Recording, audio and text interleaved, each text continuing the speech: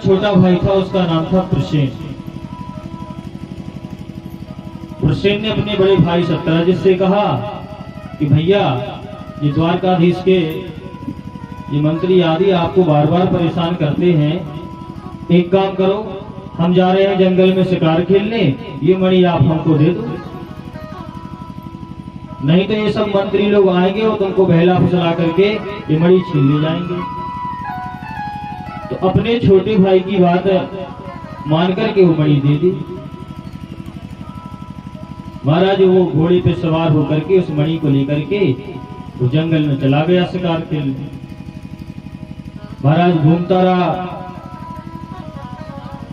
और घूमते घूमते उसको शाम हो गई। तो जंगल में तो हिंसक जीव जंतु घूमते ही रहते हैं, लेकिन उस मणि की चमक से, प्रकाश से दूर दूर तक रोशनी होती थी। तो उसी जंगल में सिंह घूम रहा था, शेर। शेर ने सोचा है क्या वस्तु चमक रही है, जरा पास में जाके देखो। तो महाराज शेर सामने आया, परंतु प्रसेन ने नहीं देख पाया और शेर ने आकर के प्रसेन के ऊपर हमला कर दिया और प्रसेन को मार दिया। और उस मणि को लेकर के शेर अपने मुख में दबा करके ले जा रहा था। और जब घोड़ा पे गया था ना प्रसेन, वो घोड़ा जाकर के वापस घर पहुंच गया। अब जो सिंह मुख में मणि को दाबे चला जा रहा था, चलते चलते एक गुफा मिली। वो गुफा थी महाराज जामवंत जी की। तो जामवंत जी महाराज ने देखा कि सिंह क्या ले जा रहा है, चमकीली वस्तु। तो महाराज जामवंत जी सिंह के सामने आ गए और सिंह से भयंकर युद्ध किया और जामवंत जी ने सिंह को चीर दिया और उस मणि को देखने लगे और वो मणि ले जाकर के अपनी पुत्री को दे दिया कि बेटा, ये बहुत सुंदर वस्तु तुम्हारे खेलने के लिए लाए। लेकिन महाराज जब वो प्रसेन का घोड़ा घर पहुंचा तो वो हिनहिनाने लगा। तो सत्यराजित बाहर आए, देखा तो केवल घोड़ा, भाई है नहीं। जब भाई नहीं मिला तो मन में आशंकाएं उत्पन्न हुई कि हमारा भाई कहाँ गया। चारों तरफ देखा, खोजा, तो सत्यराजित समझ गया कि देखो, निश्चय ही द्वारकाधीश श्री कृष्ण के दूतों ने हमारे भाई प्रसेन को मार दिया और इन लोगों ने मणि छीन ली। महाराज वो रोने लगा और चारों तरफ चर्चा फैलाने लगा। तो देखो, वही प्रजा के लोग भगवान श्री कृष्ण पर दोषारोपण करने लगे। महाराज धीरे धीरे चर्चाएं फैलने लगी कि देखो, हम इन श्री कृष्ण को परमात्मा मानते हैं, भगवान मानते हैं। बताओ, ये भगवान होकर के भी लोगों का सुख नहीं देख रहे हैं। ये तो सब कुछ कर सकते हैं ना,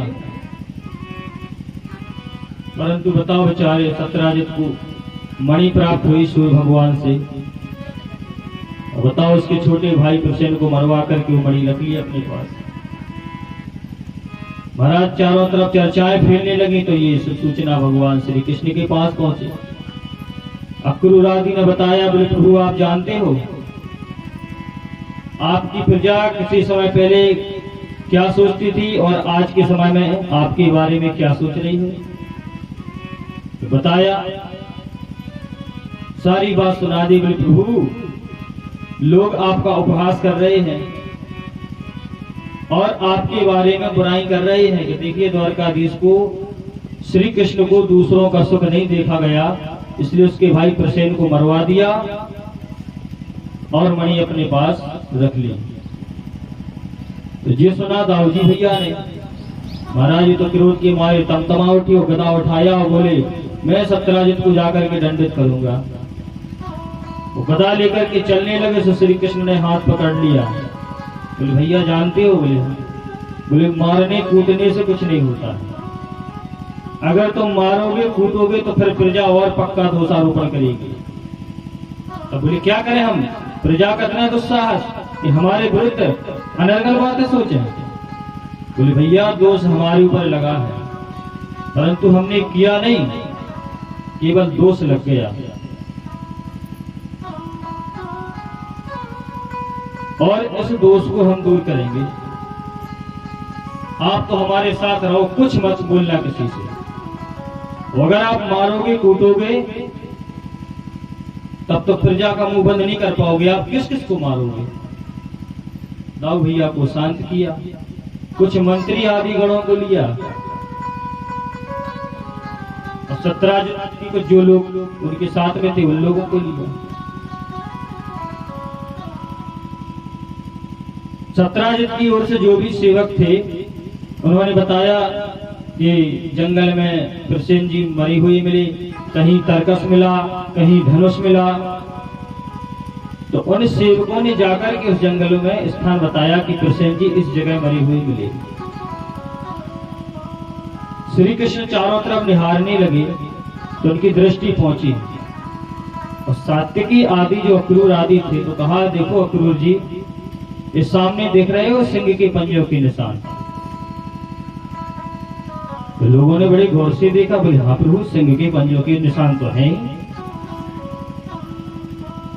तो बोले इस बात से सिद्ध होता है कि सिंह ने मारा है।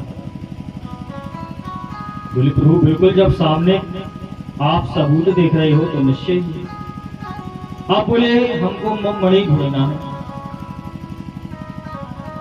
तो सिंह के पंजों के जहां जहां निशान मिलते गए प्रभु उन सभी को ले जा करके आगे बढ़ते गए और सिंह के पैरों के चिन्ह देख देख करके और चल करके उस जगह पहुंचे जहां जामवंत जी महाराज की गुफा थी। बस वहीं तक मिले।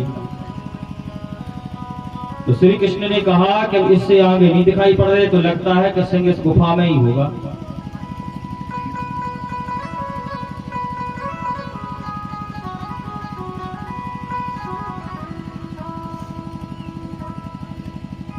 सब ने सेवकों ने हाथ जोड़ करके प्रार्थना की, बोले सरकार तो क्या आप सिंह का सामना करेंगे? कुछ करना पड़ेगा भाई, हमारे ऊपर कलंक लगा है ना।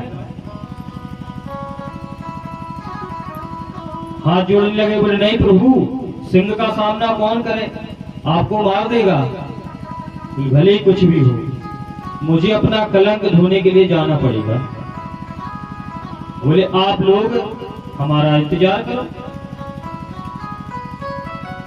सैनिक कांप रहे हैं, बोले प्रभु ये आसपास देख लो कहीं है तो नहीं। सभी सैनिक जो साथ में थे वो सब बाहर बैठ गए। प्रभु श्री कृष्ण अकेले चले उस गुफा में प्रवेश हो गए। तो थोड़ी चले अंदर तो क्या देखा कि एक तरफ सिंह मरा पड़ा मिला। प्रभु ने सोचा सिंह भी मर गया तो आक्रमणी कहाँ होगी। तो प्रभु ने सोचा चलो गुफा के अंदर और भी जाते हैं आगे तक, फिर मणि का पता तो हम करेंगे ही। तो चलते चलते वहीं पहुंच गए जहां जामवंत जी महाराज तपस्या कर रहे थे। तो उस गुफा में क्या देखा कि अलौकिक प्रकाश फैल रहा है और उसकी जो पुत्री है ना, उसका नाम था जामवंती। वो मणि से खेल रही थी और जैसे ही द्वारकाधीश श्री कृष्ण उसके पास पहुंचे, जब उसने देखा तो चिल्लाने लगी, बोले पिताजी पिताजी, ये हमारी गुफा में कोई घुस आया है। तो जामवंत जी ने सुना, भजन कर रहे थे, ध्यान में थे, तो तुरंत खड़ी हुई। आए, पूछा कौन हो तुम? बोले मेरा नाम है द्वारकाधीश कृष्ण। जामवंत जी ने कहा देखो, जो भी हो तुम यहां से लौट जाओ, और जो यहाँ आता है वो वापस नहीं लौटता है। इसलिए हम ध्यान में हैं, भजन कर रहे हैं, तुम अपनी जान बचाना चाहते हो तो यहाँ से वापस लौट जाओ। तो द्वारकाधीश श्री कृष्ण ने कहा कि मैं लौटना जानता ही नहीं, जिस उद्देश्य से आया हूं वो उद्देश्य पूरा करता। तो बोले तुम्हारा क्या उद्देश्य है? बोले हमारा उद्देश्य है मणि लेना, क्योंकि ये कलंक हमारे सिर पर लगा हुआ है। जामवंत जी ने कहा देखो मणि में ऐसी नहीं मिलेगी, तो तुम यहाँ से लौट जाओ। तो श्री कृष्ण ने कहा कि देखो मणि तो हम ले जाएंगे, भले तुमसे युद्ध क्यों ना करना पड़े।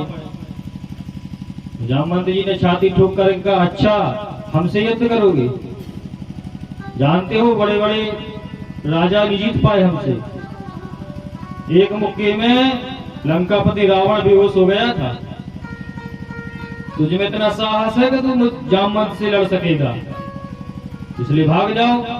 बोले कुछ भी हो मुझे मणि चाहिए, भले आपसे युद्ध क्यों ना करना पड़े। महाराज बातों बातों में बहस छिड़ गई और श्री कृष्ण और जामवंत जी का युद्ध चला। महाराज एक नहीं दो नहीं 27 दिन तक युद्ध चला। जामवंत जी को पटक पटक के शरीर की नसें ढीली कर दें।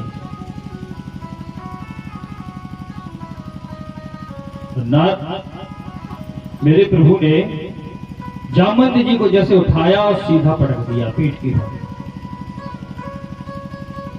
और छाती पर रख दी। क्यों हमसे हार गए हो? जामवंत जी ने तुरंत हाथ जोड़ करके कहा पहले सही सही बताओ तुम हो कौन? क्योंकि जामवंत से जीतना हर किसी की बात नहीं। श्री राम जी के अलावा इस जामवंत को कोई नहीं हरा सकता है। और तुम सही सही बताओ कौन हो? यदि मैं तुमसे हार गया हूं तो अपना सही सही परिचय दो।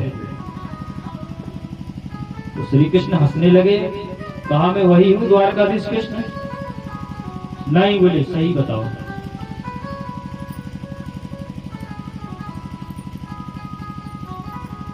जब भगवान श्री राम लंका में युद्ध कर रहे थे ना, सभी राक्षस मारे गए, रावण भी मारा गया। एक मुक्के से के प्रहार से रावण बेहोश हो गया था। तो जामवंत जी से लड़ने वाला कोई नहीं मिला लंका में। तो जब युद्ध जीत करके आए तो जामवंत जी ने याचना की श्री राम जी से, कहा प्रभु एक निवेदन है। बोले क्या? बोले प्रभु मैं भी चाहता हूं कि हम भी युद्ध करें, चाहे द्वंद्व हो, कोई सा भी युद्ध हो, हमारी भी इच्छा है, लेकिन हमसे लड़ने वाला कोई मिला ही नहीं लंका। और हमारी जो भुजाएं फड़क रही हैं, हम अतृप्त से जान पड़ते हैं। तो भगवान श्री राम ने कहा जामवंत जी यदि तुम्हारी इतनी हार्दिक इच्छा है तो मैं तुम्हारे अगले अवतार में वासुदेव श्री कृष्ण के रूप में प्रकट होऊंगा और मैं स्वयं चल करके तुम्हारे पास में आऊंगा, तो तुम्हारी निश्चय ही मैं इच्छा पूरी करूंगा।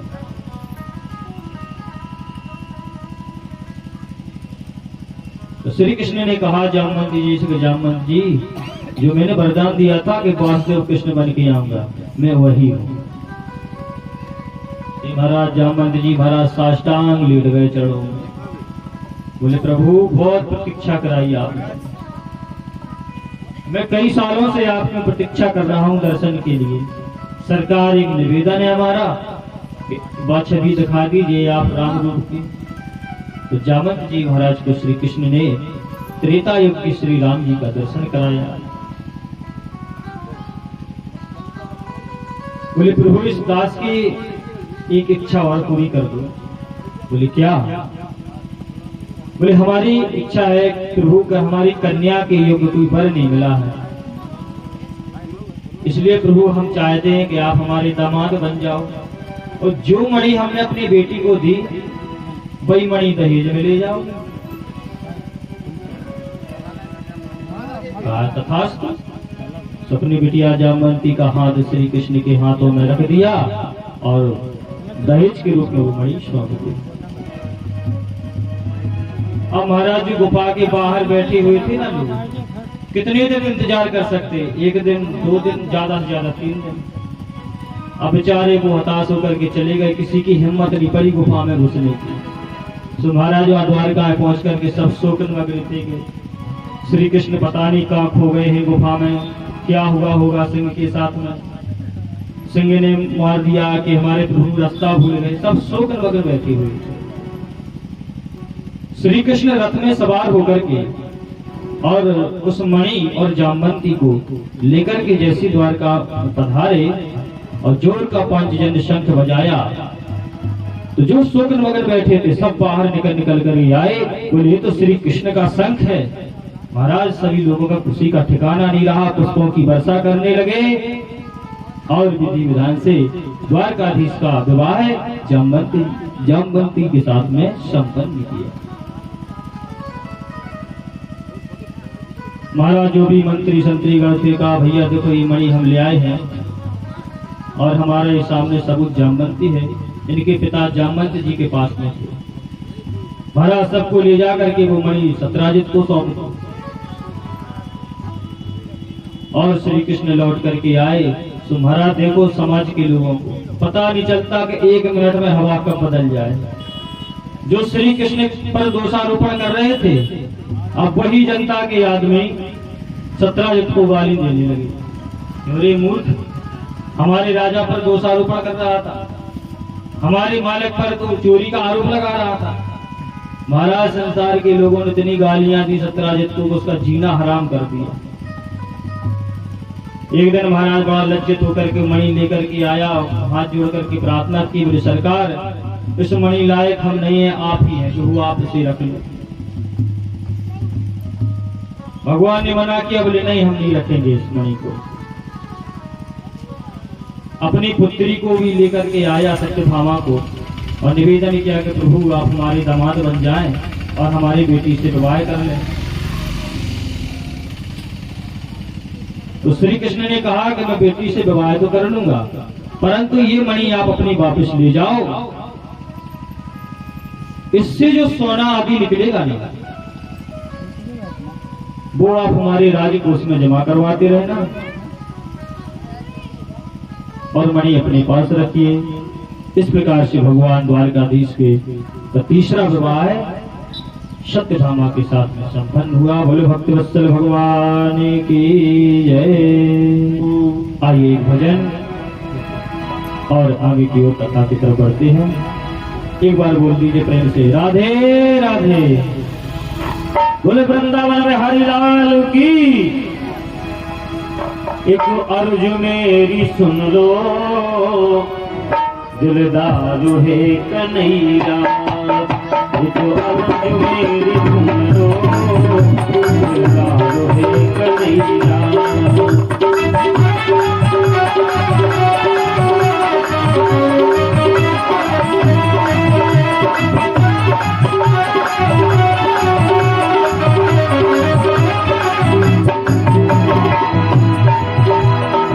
अर्ज मेरी सुन लो,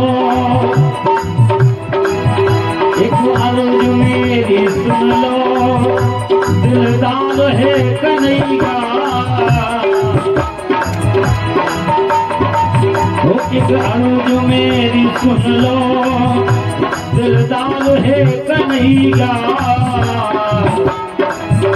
कर दो अब हम जनों की, कर दो अब हम जनों की, भोपाल है कन्हैया। अर्ज मेरी सुन लो, दिलदार है कन्हैया।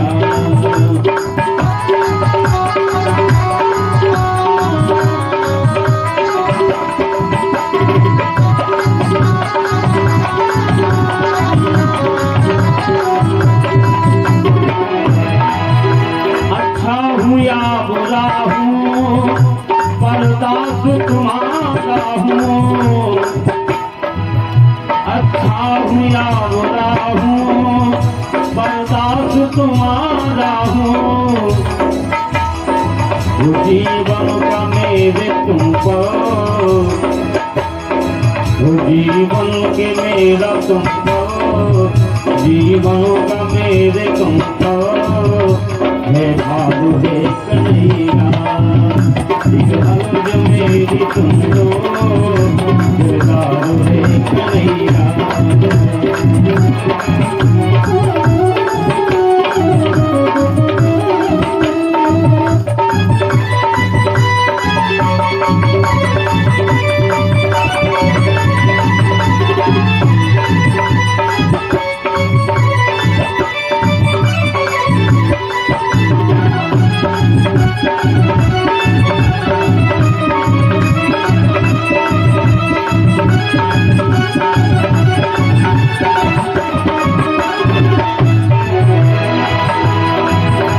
मैं हूँ अधम जनों का भक्त बताए, मैं हूँ अधम जनों का सरदार है कन्हैया। मैं हूँ अधम जनों का सरदार है कन्हैया। तुम हो अधम जनों के, तुम हो अधम जनों के उद्धार करने वाले।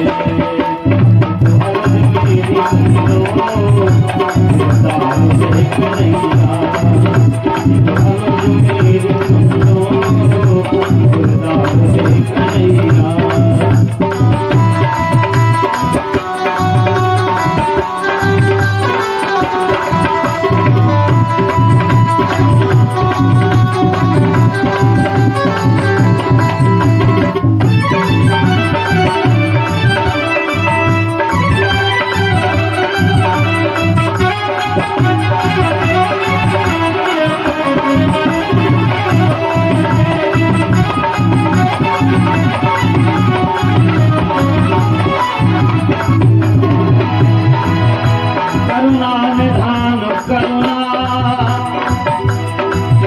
करुणा निधान करुणा करनी पड़ेगी तुमको। करुणा निधान करुणा करनी पड़ेगी तुमको। वरना ये होगा, वरना ये नाम होगा, वरना ये नाम होगा बदनाम है कन्हैया। वरना ये नाम होगा बदनाम है कन्हैया। अर्ज मेरी सुनो, उद्धार है कन्हैया। अर्ज मेरी सुनो, उद्धार है कन्हैया। बोलो भक्त वत्सल भगवान की जय हो। ये भगवान का तीसरा विवाह संपन्न हुआ। एक बार महाराज श्री कृष्ण और बलराम हस्तिनापुर गए हुए थे।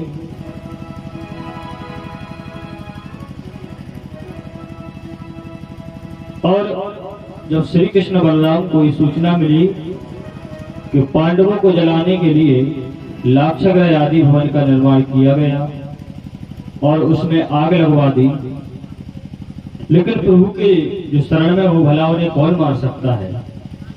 लेकिन संसार के लोगों की दृष्टि में ये लगा कि पांडव उस लाक्षागृह में जल गए। तो शांति देने के लिए श्री कृष्ण और बलराम वहां पधारे। एक दिन क्या हुआ कि अक्रूर जी के और शतधन्वा इन्हीं लोगों के मन में विचार आया कि यदि हम ये मणि 17 जिससे छीन लेंगे तो हम भी बहुत बड़े धनवान वाले बन जाएंगे। तो महाराज एक दिन विचार बनाया कि अक्रूर जी और शतधन्वा आदि जाकर के 17 जित को घेर लिया और 17 जित को मार डाला और मणि को छीन लिया। जब सत्यभामा को पता चला कि इन लोगों ने हमारे पिता को मार दिया तो रोती हुई वो हस्तिनापुर पहुंची। कि भगवान को ये पता चला कि तो बहुत गलत किया। अब महाराज अक्रूर आदि को जब पता चला कि श्री कृष्ण को जब भी पता चलेगा कि उनके ससुर को मार दिया है तब क्या होगा। तो शतधन्वा जब अक्रूर जी के पास आया कि अब द्वारकाधीश आने वाले हैं, हमारे साथ क्या होगा, तो तुरंत मना कर दिया कि अपने प्राण को ही बचाओ, हम तुम्हारी सहायता नहीं कर सकते हैं। और जब प्रभु वापस आए शतधन्वा को ढूंढने लगे और जब वो मिला तो अपने रथ को जोर से तेजी से भगाने लगा तो प्रभु ने पीछा किया और सुदर्शन चक्र के को आदेश दिया, उसका भी उद्धार किया। बोलो भक्तवत्सल भगवान की।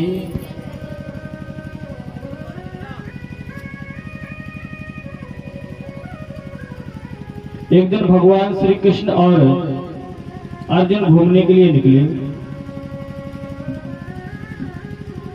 और घूमते हुए यमुना जी के पास में पहुंचे तो क्या देखा कि एक देवी तपस्या कर रही है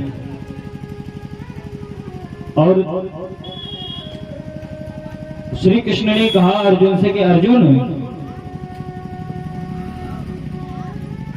जरा पता लगाओ ये कन्या किसकी उपासना कर रही है, किसका भजन कर रही है। तो अर्जुन वहां पहुंचे और जब अर्जुन ने पूछा तो तुरंत कहा कि मैं उन्हीं परम पुरुष भगवान विष्णु का स्मरण कर रही हूँ, उन्हीं को पति के रूप में पाने के लिए मैं तपस्या कर रही हूँ। तो अर्जुन लौट करके आए और श्री कृष्ण से कहा कि सरकार ये आपको ही पाने के लिए तपस्या कर रही है। तो प्रभु वहां पहुंचे, उसे स्वीकार किया तो उसने भी भगवान श्री कृष्ण को ही पति रूप में प्राप्त किया। बोलो कालिंदी मैया की। ये भगवान का चौथा विवाह हुआ।